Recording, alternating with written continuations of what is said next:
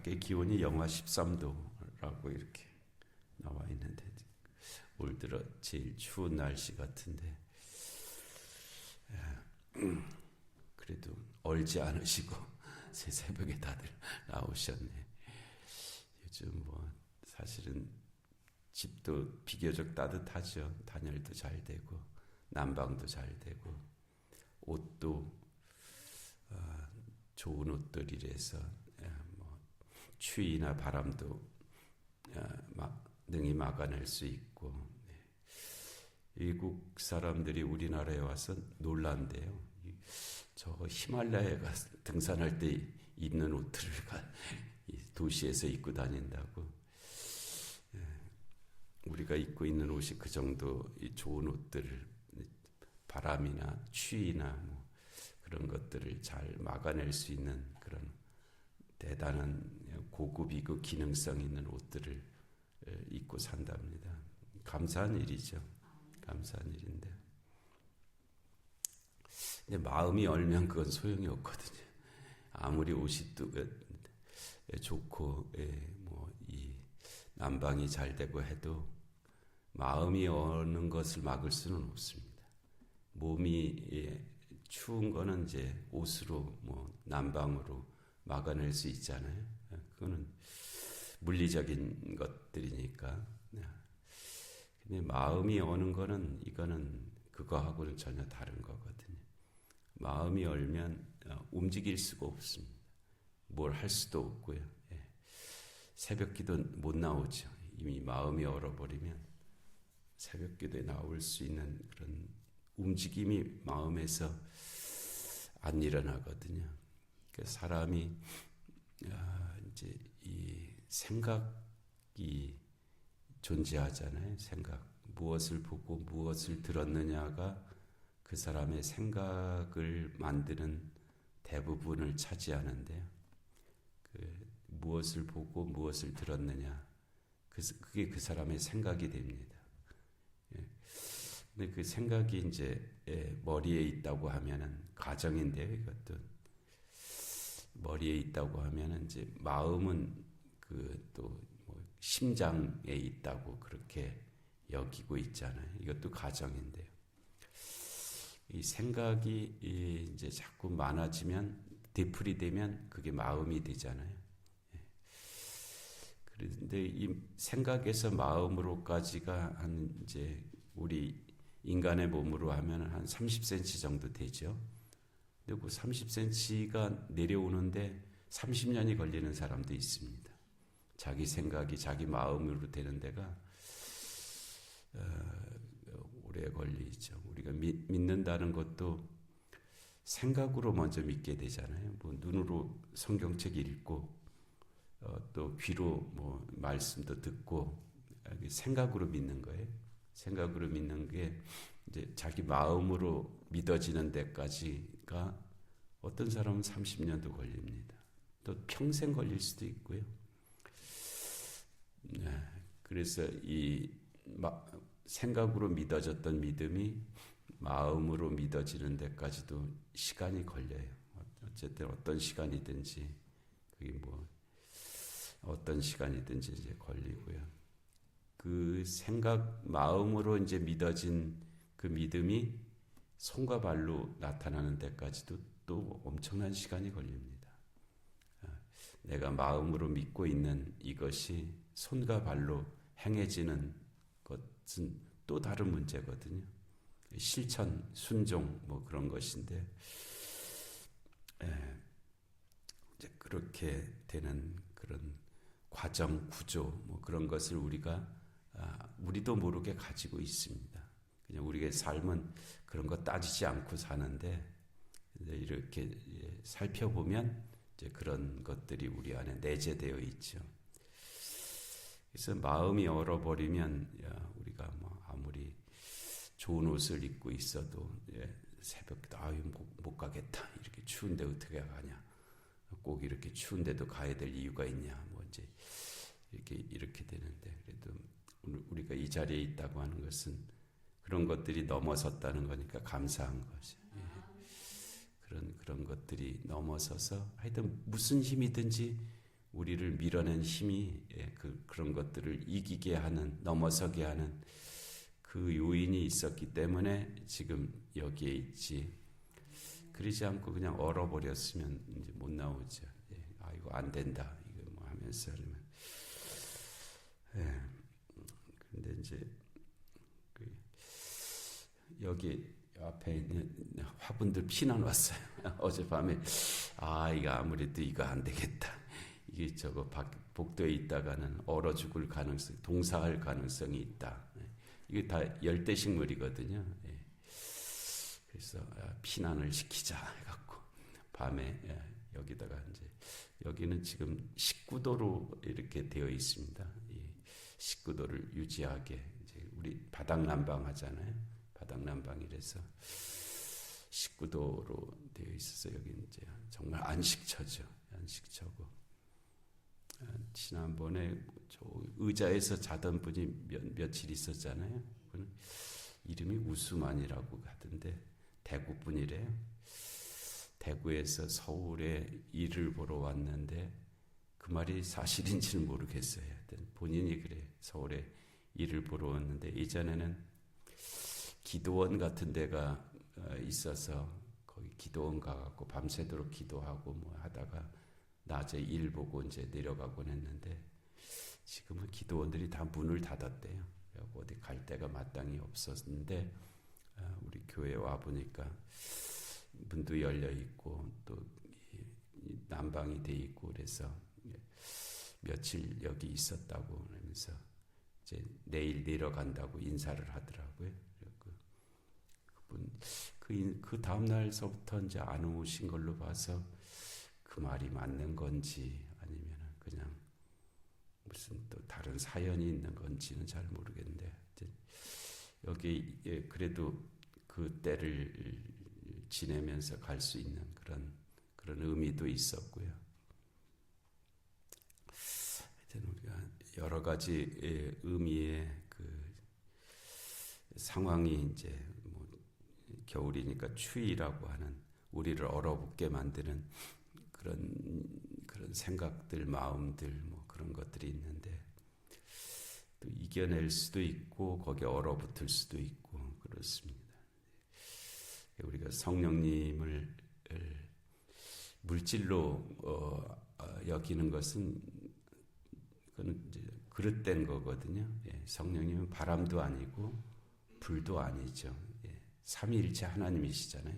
성부, 성자, 성령 하나님이시지 무슨 성령님이 바람도 아니고 불도 아니에요. 그러나 사도행전에서 성령님이 임하시는 그 모습을 마치 바람과 같이 마치 불과 같이 우리가 그렇게 느끼는 바가 있다 하는 그런 의미이죠. 그래서 성령님이 우리에게 임하실 때 마치 급하고 강한 바람처럼 또는 불의 혀같이 갈라지는 것이 각 사람의 머리 위에 임하여 있다니라고. 그래서 성령님이 우리에게 임하신 또 성령을 체험하신 분들의 대부분의 고백이 뜨거움이거든요. 뜨거운 그런 것을 그것을 체험하게 되는데 그 뜨거움은 세상의 어떤 추위도 이겨낼 수 있는 뜨거움이죠. 어떤 상황의 냉혹함도 이겨낼 수 있는 뜨거움입니다. 우리가 삶이 아주 관계가 차가워질 수가 있잖아요. 얼어붙을 수 있는 그런 혹독함이 있을 수 있는데 그런데 그 어떤 것도 녹여낼 수 있는 것이 성령의 불입니다. 성령의 불이 우리 안에서 역사하면 그 어떤 추위도 이겨낼 수 있는 그런 능력으로 역사하시죠. 그래서 그와 같은 은혜가 함께 하시는 줄로 믿습니다. 예수님과 관련된 여러 가지 단어들이 있는데 예수님과 관련된 그 많은 단어들 중에 목자가 있습니다. 목자. 예수님 태어나실 때도 목자들에게 예수님의 성탄의 소식이 처음에 전해졌고 또 예수님을 가서 처음 경배한 이들도 예수님의 탄생을 처음 경배한 이들도 목자들이죠. 목자들이 가서 경배를 했고, 그 동방 박사들은 예수님이 탄생하시고 나서 사실은 한 몇 개월에서 뭐 한 1년 정도 후에 찾아갔을 것으로 그렇게 여겨지고 있습니다. 그러니까 동방 박사들이 예수님이 성탄하신 그날 찾아간 것이 아니고요. 적어도 몇 개월에서 뭐 한 길면은 1년 후 정도까지도 볼 수. 왜냐하면 동방에서 그의 별을 보고 출발을 했거든요. 예수님의 성탄의 별을 보고 출발했기 때문에 동방에서 예루살렘까지 오는 기간도 그 정도 시간이 필요했을 거고요. 그리고 그 누가복음에서는 예수님의 성탄의 장소 그리고 목자들이 가서 경배한 장소가 구유라고 되어 있어요. 예. 파르텐. 예. 그 구유에 누워 있는 아기를 경배했다라고 되어 있는데 동방 박사들이 가서 경배한 장소는 집이었습니다. 집은 구유가 아니잖아요. 그러니까 아마 태어나시기는 마구간에서 태어났지만 그래도 베들레헴 사람들도 양심이라는 게 있을 거 아니에요. 아이고 이 아기가 구유에서 태어났다니, 예. 아기가 어떻게 이런 데서 태어나게 우리가 그대로 두었을까 하고 뭐 그런 마음들이 있었을 거 아니에요. 그래서 장소가 옮겨진 것 같아요. 집으로 옮겨져서 이제 집에서 이제 거주하시고 그리고 할례도 받으셨잖아요. 예. 그 태어나시고 나서 8일 만에 할례도 받으셨고 40일이 지나서는 그 정결 예식도 하셨단 말이에요. 그거 다 예루살렘에 베들레헴에 있을 때 하신 일이거든요. 그러니까 마국간에서 뭐 계속 그렇게 계셨을 가능성은 좀 없고요. 그리고 그 누가복음에서는 예수님을 거의 이 갓난아기라는 의미의 단어가 쓰여졌습니다. 갓난아기. 그런데 마태복음에서는 파이디온이라고 해서 그는 어린아이예요. 어린아이. 그러니까는 누가복음은 이제 태어난 지 바로 그 아기에게 목자들이 경배했다라는 갓난아기에게 경배했다라는 뜻이고요. 동방 박사들이 찾아가서 경배한 그 이는 어린아이, 그러니까 적어도 갓 태어난 아이는 지난 그런 의미를 가지고 있어요. 파이디온. 그래서 동방 박사들은 뭐 적어도 이제 예수님이 정결 예식을 치른 이후 정도 그때 와서 경배하지 않았을까, 뭐 이제 그런 생각이 있죠. 그런데 이제 그 예수님을 처음에 태어나셨을 때 경배한 이들이 이제 목자들이었는데 아마도 이제 이 목자들을 통해서 목자들에게 성탄의 소식이 전해졌고 목자들이 예수님을 처음 경배한 자들이 되었다고 하는 것은 다른 뭐 이유들도 있었겠지만 이 태어난 아기 예수 그리스도는 온 인류의 온 세상의 목자가 되실 분이다 하는 그런 의미도 거기에 함께 포함되어 있는 것으로 그렇게 여겨지죠. 예수님이 온 세상의 목자가 되실 분이다. 온 세상의 목자가 되실 분이다. 그것이 그 성탄의 이야기에 목자들이 자주 등장하는 그런 이유일 것입니다. 그래서 목자는 뭐 여러 개념이 있잖아요. 목자는 우선은 이렇게 뭐 고귀한 뭐 권세 있는 그런 거는 아니잖아요. 가난한 자들이 목자였는데 예수님은 이 말구유에서 태어나셨으니까 참으로 가난한 자들 가운데 오셨다. 가난한 자로 오셨다 하는 그런 의미도 있고요. 낮은 자로 오셨다 하는 그런 의미도 있고요. 갈릴리 나사렛에서 자라나셨고 그의 삶 자체가 가난한 자들, 주변부의 사람들 이런 사람들과 함께 예수님의 12제자 중에서도 그럴듯한 사람들이 없잖아요. 다 그냥 약한 자들 이런 자들이 예수님의 제자들이 되었고, 하여튼 목자, 그 당시에 목자가 의미하는 바는 정말 낮은 자들의 삶이었습니다. 예수님은 그와 같은 자로 이 땅에 태어나셨고 그렇게 사실 것이다 하는 것을 말씀하는 부분도 있고요. 또 목자는 이제 관계성에 있어서 양과 관계성을 가지고 있잖아요. 양은 이 목자가 없이는 살아갈 수 없는 그런 동물이라고 그래요. 멀리 볼 수도 없고, 그래서 어디가 풀이 있는지 물이 있는지 스스로 찾아갈 수 있는 능력도 없고, 또 다른 짐승들과 무슨 싸워서 이겨낼 수 있는 그런 조건을 하나도 가지고 있지 못하다는 거예요.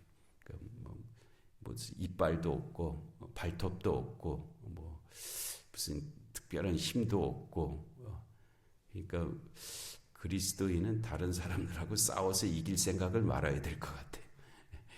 그냥 다른 사람을 이길 수 있는 이빨을 갈고 있다든지 그냥 발톱을 갈고 있다든지 이렇게 살아서는 안 되는 거예요. 양은 그런 것이 없는 거예요. 또 도망도 못 가요. 스스로 빨리 도망도 못 가고, 또 더군다나 쓰러지면 스스로 일어나지도 못합니다. 목자가 가서 일으켜 세워줘야 일어나지, 발버둥만 치지 자기 스스로 일어나지도 못하는 것이 양이라고 그래요. 그런데 그러기 때문에 양은 절대적으로 목자가 필요하고, 그것이 이제 목자의 역할이고, 근데 예수님은 그의 백성이 양이라면 목자로 우리에게 오신 분이다 하는 것을 오늘 본문이 이제 우리에게 말씀하시는 그런 부분들인데요. 하여튼 선한 목자 되시는 주님을 잘 따르는 우리 모두가 되게 하실 줄로 믿습니다. 은혜로우신 하나님 아버지, 오늘도 성탄 일 후 첫 새벽 또 주 앞에 나올 수 있도록 은혜 주셔서 감사합니다. 주님께서 이 땅에 목자로 오셨고 또 선한 목자로 저희들에게 그 은혜를 베풀어 주시는데, 하나님 그 목자 되신 주님을 올바로 따라갈 수 있는 저희들 되게 하여 주시옵소서. 영육간의 공고한 하나들을 긍휼히 여겨 주옵시고, 이 나라 이 민족 가운데 주님의 공의와 정의가 임하게 하여 주옵시고, 전쟁과 기근과 질병과 재난의 땅들 가운데 주의 긍휼하심이 함께하여 주시옵소서. 이 새벽의 기도 가운데도 은혜 내려주시고, 오늘 금요 기도와 또 주일을 예비하는 모든 일들 가운데도 은총을 베풀어 주시옵소서. 강추위가 이제 찾아왔는데 또 이때를 잘 감당할 수 있도록 은혜 내려 주시옵소서. 예수님의 이름으로 기도하옵나이다. 아멘. 주기도 하시겠습니다. 하늘에 계신 우리 아버지,